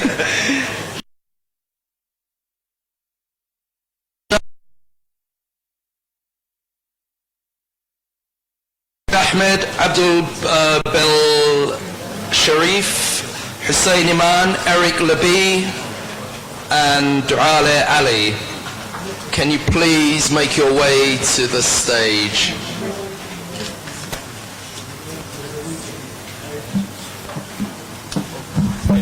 Good singer. Probably told I wasn't coming. I did come.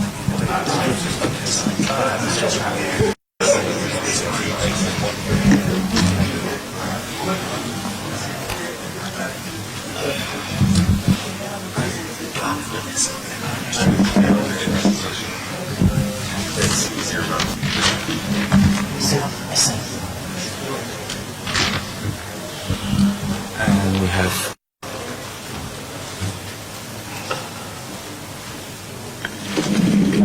still have a couple more people. Right. Frederick Banos-Linda, will you be joining us?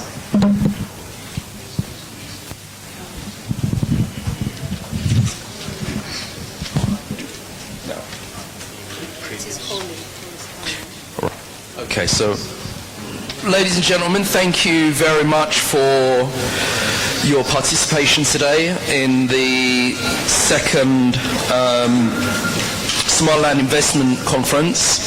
I'd firstly like to once again record appreciation to Ambassador Bashir and the Somaliland mission here to Kenya for the excellent work they've done in pulling this conference together for a second consecutive year here in Kenya. The theme of this particular session is infrastructure as a catalyst to regional development.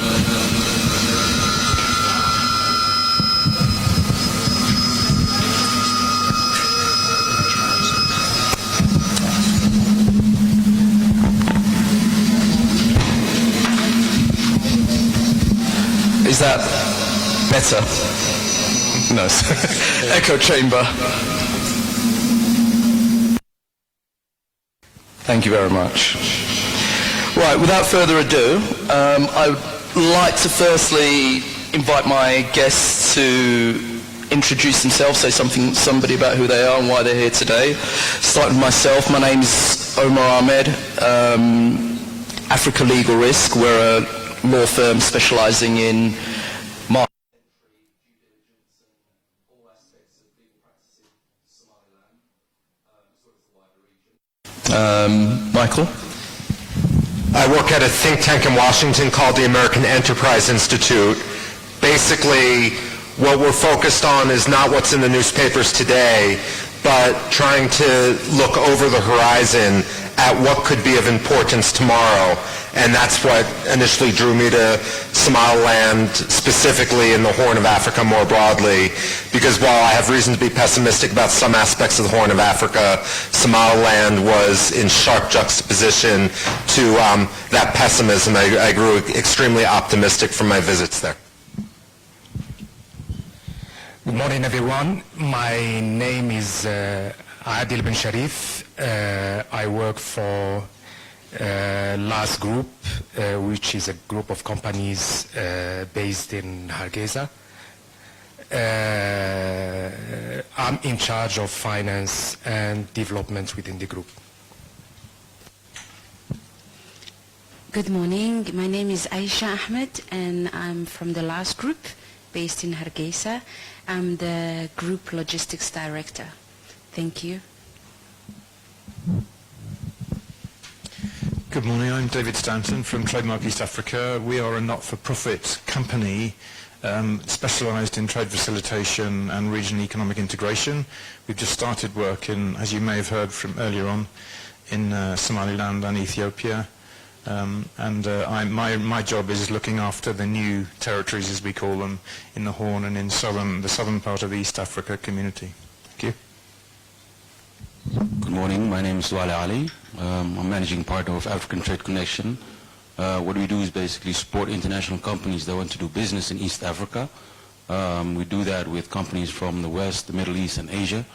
We have offices in London, Rotterdam, Hargeisa, and also in Nairobi. And we cover the entire region in East Africa. Good morning, my name is Hussein Iman. I'm the Regional Sector Manager for East Africa infrastructure, private sector, and industrialization. I cover 13 countries in the region, East Africa region, and I'm responsible for all roads, airports, all infrastructure financing together with the private sector. And we cover the whole continent as the African Development Bank.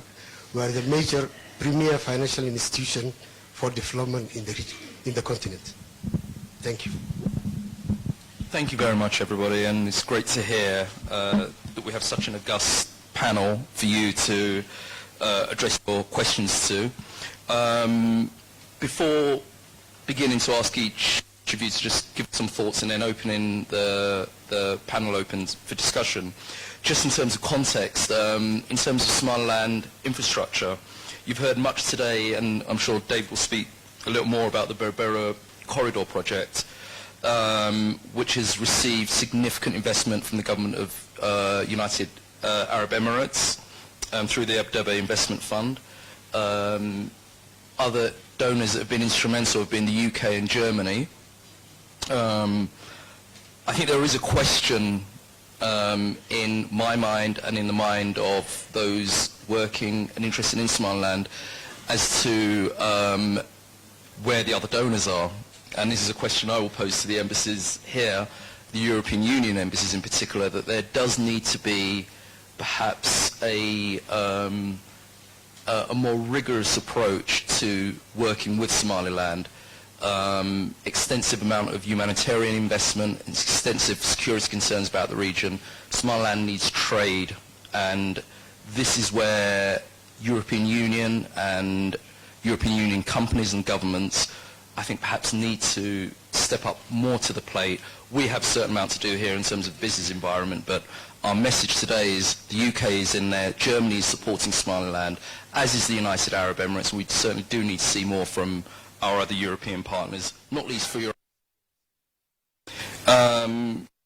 Excellent work taking place around the port of Berbera, as you've heard today from the work that DP World's been doing. And you've heard some of the statistics in terms of the phenomenal level of productivity in a very, very short period of time that has been noted already as a result of DP World's investment. And that shows you, I think, with significant investments, the level of productivity and growth that can be generated for private investors investing in Somaliland. There are opportunities in airport and aviation with significant work planned to establish a logistics hub in and around, based around Berbera Airport, which is in the process of being redeveloped. And of course there is activity around development of a free zone. So there's a huge amount of activity in the infrastructure sector. All of this is essential if we are going to realize the huge potential that Somaliland has in terms of its natural resources, whether they are maritime resources, whether they are oil and gas, or the more significant area, because there has been a lot of focus on oil and gas. Actually, if we were to have a proper understanding of what's taking place in Somaliland, people will understand that mining and extractives has potentially a much greater role to play in Somaliland's growth. And this is where the infrastructure is absolutely critical. It's not just infrastructure between Ethiopia and the port. We need infrastructure inland. There are new mining areas that are opening up. These areas cannot be exploited unless we have new infrastructure developments that are not the sexy stuff going between Ethiopia and Djibouti and Ethiopia and Berbera, but actually begin to connect wider parts of Somaliland with the rest of the region.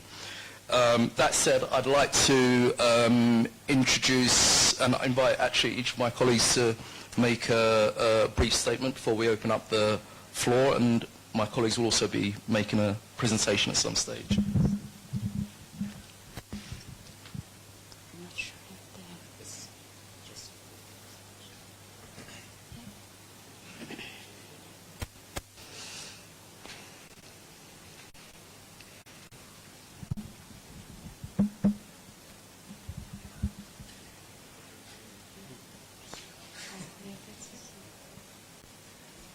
Just so while this has been prepared, to give you a bit more context, Aisha and my colleague here, Mr. Bilal, are representatives of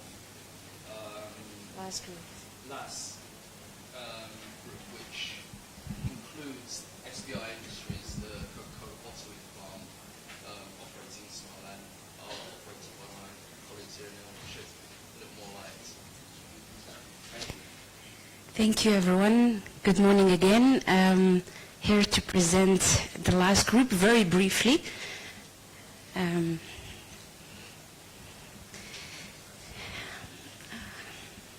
Okay.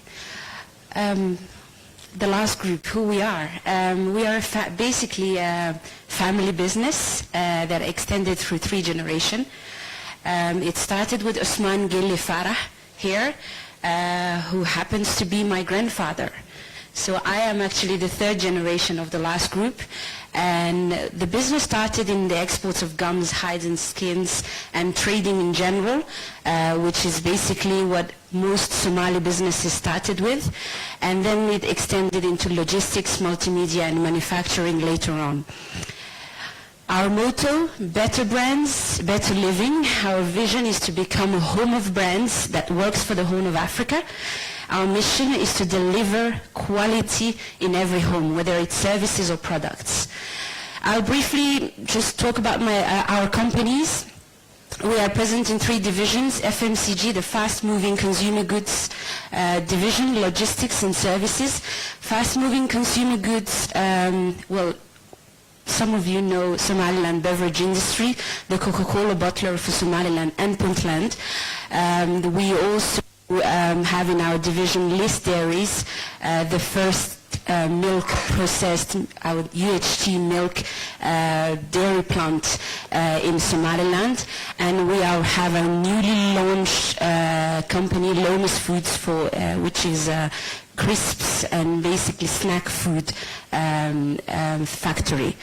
To be launched, actually. Logistics division, we've got ISS, Reliance, Surveyors, and some freight. Just to note that we've been present in the logistics sector for the last 20 years. We've been in Berbera for the last 20 years, just to take note on that. And then we've got on the services side, International Courier Network and Time Media, which are the representative of DHL Express and DSTV in Somaliland.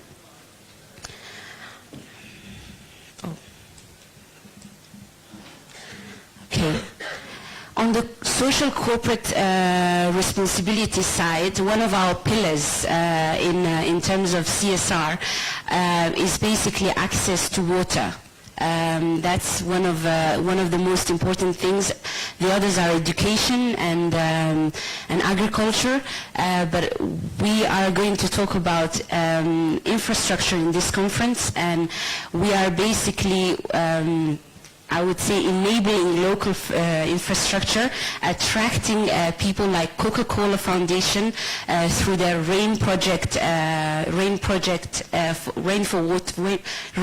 Water for Africa, projects. Basically, that project has allowed us to give access to clean water to 500,000 people in Hargeisa, Burao, and other villages. So that's in terms of when we talk about infrastructure, we're also talking about infrastructure in terms of water.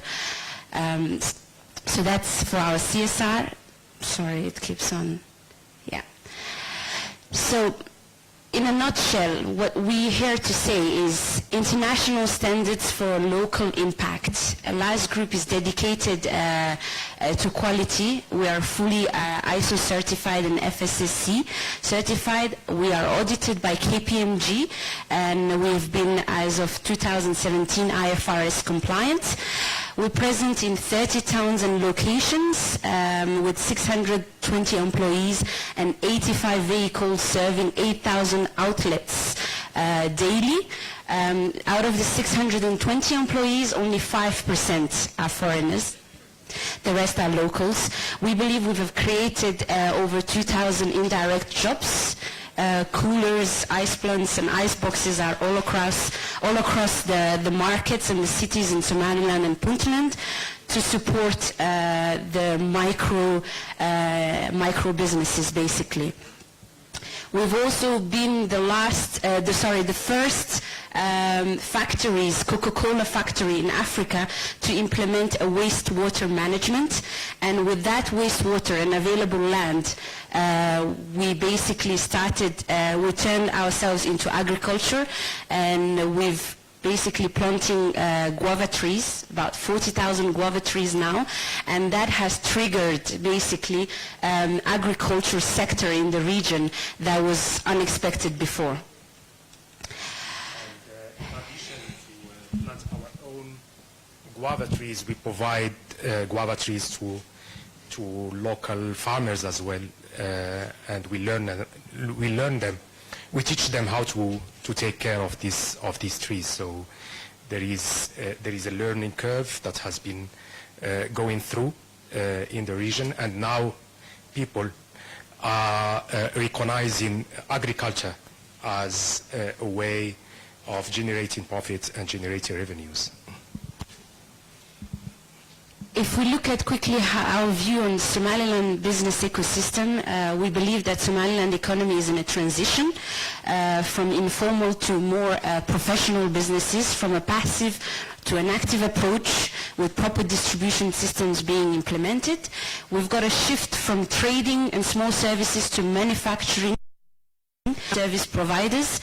There's a conscious decision making towards locally produced goods. Consumers want quality at affordable prices.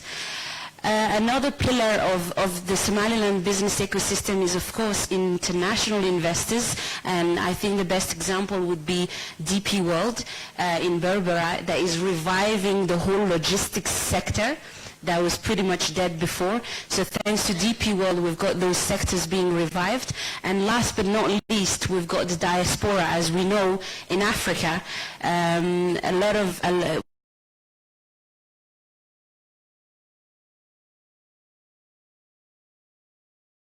I got involved with the DP World Dorale container terminal, in which we provided 120 million.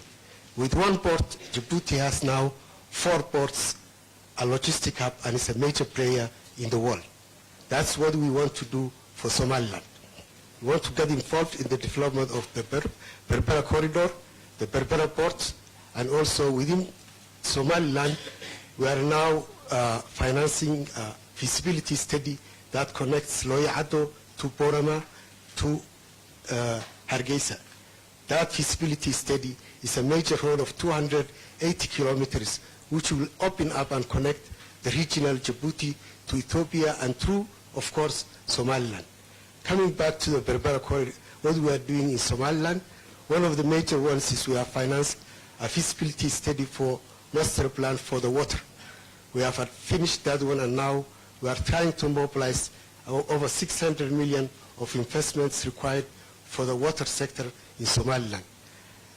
With regards to the ports and energy, we are working with the government of Somaliland on having an interconnection between Ethiopia and Somaliland, so that electricity can be provided at much cheaper rate, so that industries can come in.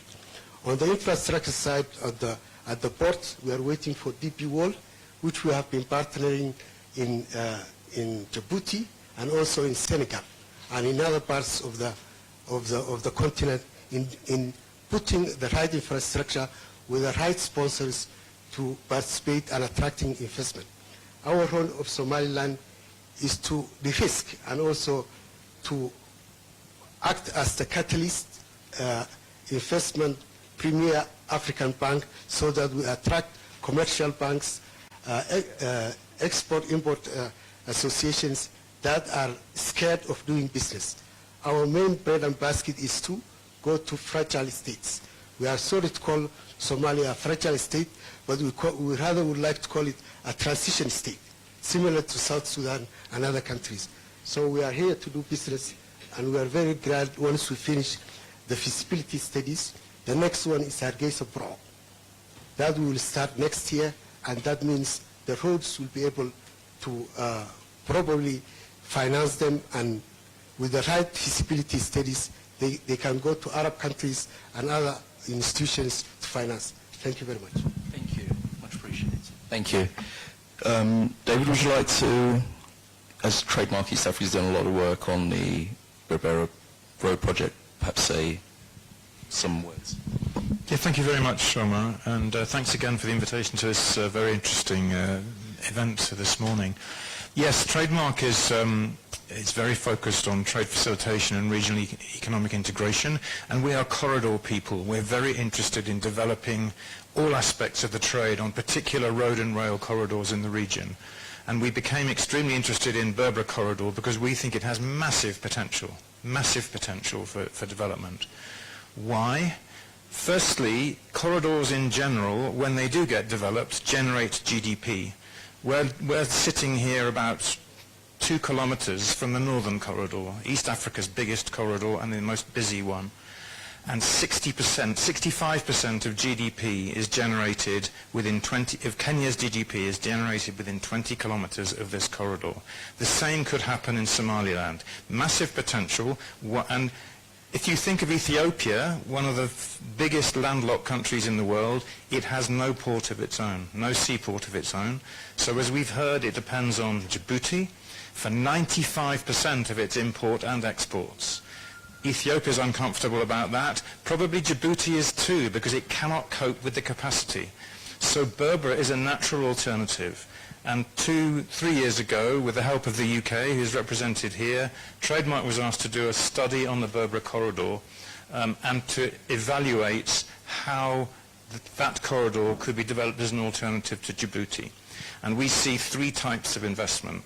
Hard investment in the border and in the port and on the Hargeisa bypass, and in conjunction with DPW and the Abu Dhabi Fund for Development, the completion of the road corridor. That's the hard stuff. What we've not talked about so much today is what we call the soft stuff, which is the human interactions and the institutional interactions between, for example, Somaliland and Ethiopia that could transform the corridor and make it much easier and cheaper and more attractive to do business on. So one aspect of that would be getting together with the Ethiopians and the Somalilanders on a trade and transit agreement. There have been efforts to do this in the past, but a really good trade and transit agreement is the platform for a good corridor management. The second thing would be to create something maybe called a Berbera Corridor Authority, which we have here on the Northern Corridor. We have one on the Central Corridor in Tanzania and Burundi and DRC. Why not have a Berbera Corridor Authority that cements the collaboration between Ethiopia and Somaliland and brings together all these harmonization initiatives in standards and customs and in immigration, so that it really does work as a single corridor, and you remove this multitude of blockages that usually characterize most corridors in East Africa. So there's the software to think about and there's the hardware to think about. And the final thing to think about is the benefits to Somalilander businesses. And we think there's potential in the livestock industry, for example, and skins and animals. We think there's potential in the fisheries industry, maybe in the frankincense industry. So we're trying to be a catalyst to draw together the hardware and the software and the economic development to make this corridor work. And like many other speakers today, we're really confident it's already happening. DPW is making a great impact. I think within 15, 20, 25 years, we could see this corridor transformed, and with it, the lives and prosperity of many Somalilanders and Ethiopians. Thank you. Excellent. Thank you very much for that contribution. I think brings me nicely on to, I think, some of the points you've mentioned about the importance of stimulating trade, in particular with things like the Berbera Corridor Authority, to look at how we remove some of these barriers to trade and a lot of the regulatory hurdles that exist both in Ethiopia and Somaliland. I suppose on that note, I'd like to welcome some comments from Michael as academic at the appropriately named American Economic Institute, Enterprise Institute. So if you could tell us some inputs in regards to how particularly we may be able to benefit from breaking down regulatory barriers and cartel behavior that still exists in Somaliland. Well, there's a number of issues, and that's one. First, to be optimistic, this region, the Horn of Africa, is doing the right thing. When you look at the Maghreb in Africa, or when you look at South Asia, they have some of the lowest degrees of regional integration. And that's also reflected in some of the political tension that goes across the region. In the Horn of Africa, as multiple states are trying to increase regional integration, this becomes a very positive, not only economic aspect, but a peace-building aspect as well, which is why diplomats want to encourage this. Now, you're absolutely right. I had recently written an article about some of the issues within Somaliland with regard to local monopolies and so forth, and the impact which they have on developing local economy. First of all, let me give a shout out to the local businesses, simply because they helped build Somaliland from the rubble which it was back at the end of the Siad Barre regime, but that doesn't mean that, economies evolve and therefore regulations need to evolve. What I would argue, however, is that Somaliland's liberal policies towards the economy, its welcoming of investment, is able to provide a model not only for the development of the business community within Somaliland, but much more regionally as well. There tends to be, if we look at grand strategy and so forth, when it comes to disputes between Somaliland and Somalia, some people would like to, for example, have Mogadishu simply reimpose its will on Somaliland. What I would argue, not being a Somali, obviously, is that what should be posed to Somalia and other states in the region is you're not going to force Somaliland back into your orbit unless they want to be in your orbit, which basically means you have to perform better. You have to perform better than Somaliland. If you want unity, you have to make the Somalilanders see that you have outperformed them. At this point in time, Somaliland is either outperforming or laying the groundwork to outperform many other regional states. In many ways, it reminds me a bit of Rwanda. Out of genocide, tremendous, tremendous progress. One other point I'd like to make just on the national security and defense front. And obviously I'm speaking with an American perspective, but realistically, the United States, first of all, U.S. policy traditionally is reactive. For the past 25 years, I can't say we've had a proactive strategy. That's not a Democrat or Republican thing, it's just an observation.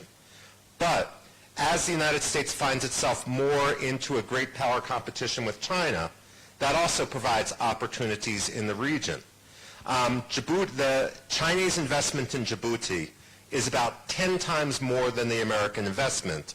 And the Americans have become a little bit dependent on Djibouti just with regard to our military presence there after 2002 in Camp Lemonnier. Now, especially after recent tensions with Turkey, between the United States and Turkey, and one of the things that's always prevented a more proactive American policy towards Turkey has been the presence of the Incirlik Air Base. We didn't want to lose that base. People are starting to say maybe we do need to be a little bit more proactive. If China wanted to, the Americans could get pressured out of Djibouti overnight, then where would we be? And this leads us to look more and more reactively towards Berbera. Now, I used to teach political history at Yale University. The questions I'd ask my students was, what is your earliest political memory?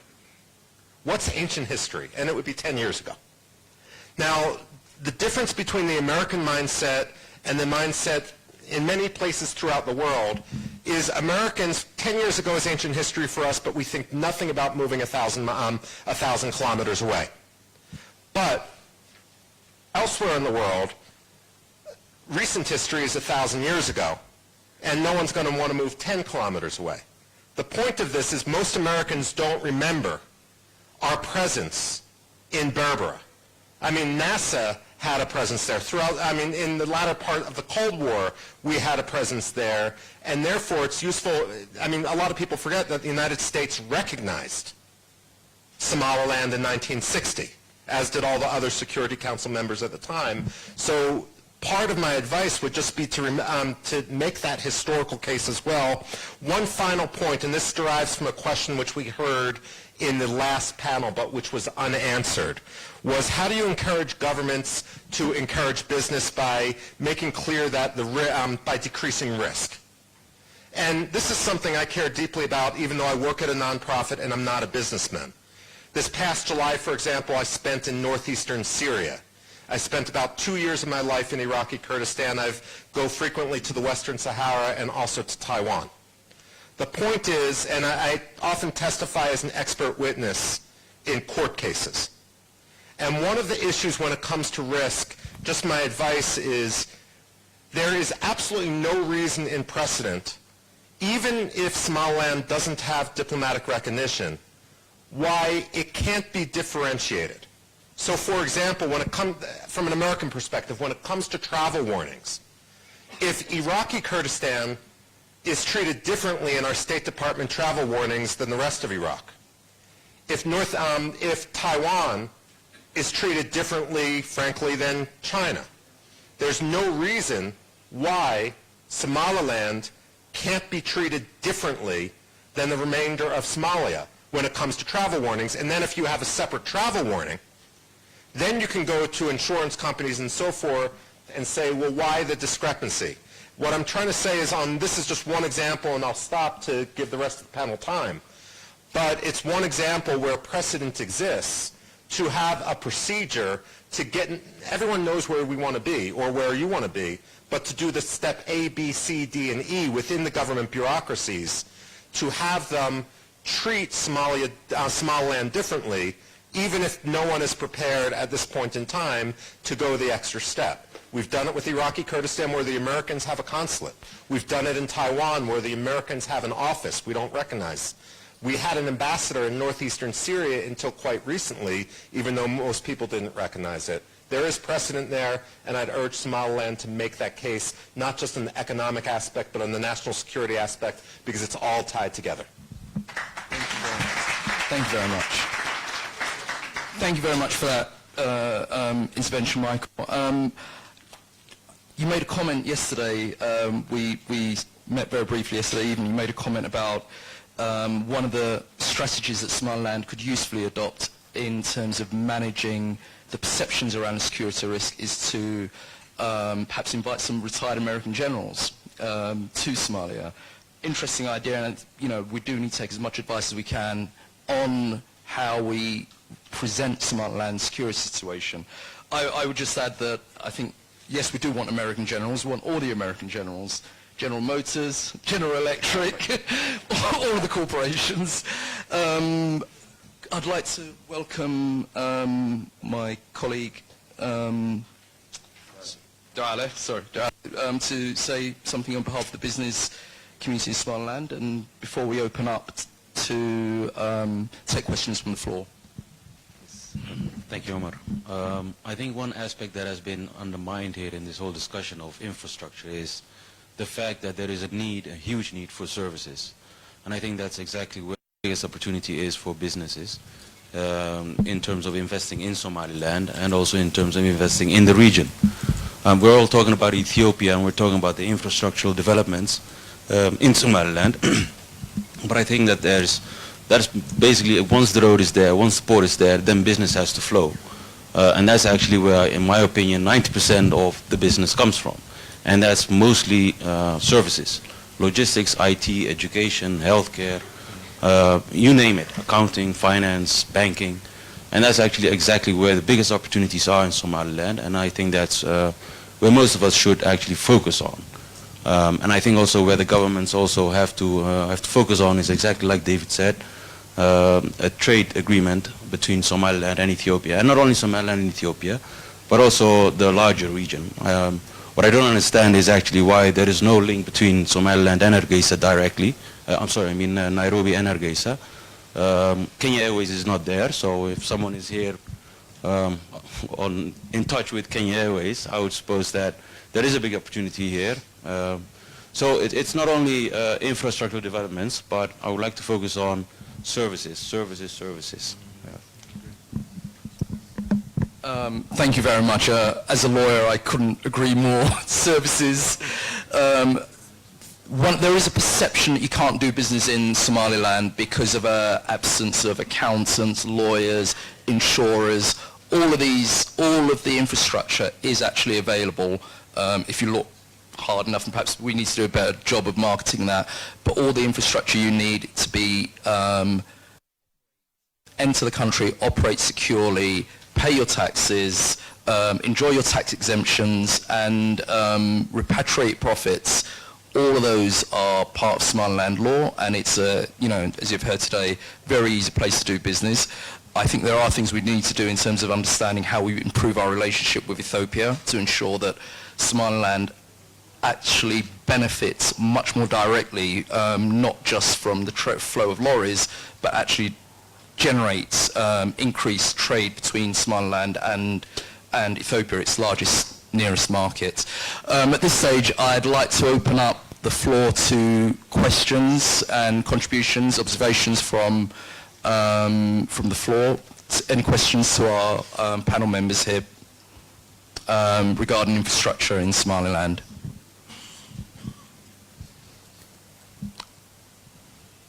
Do we have a microphone?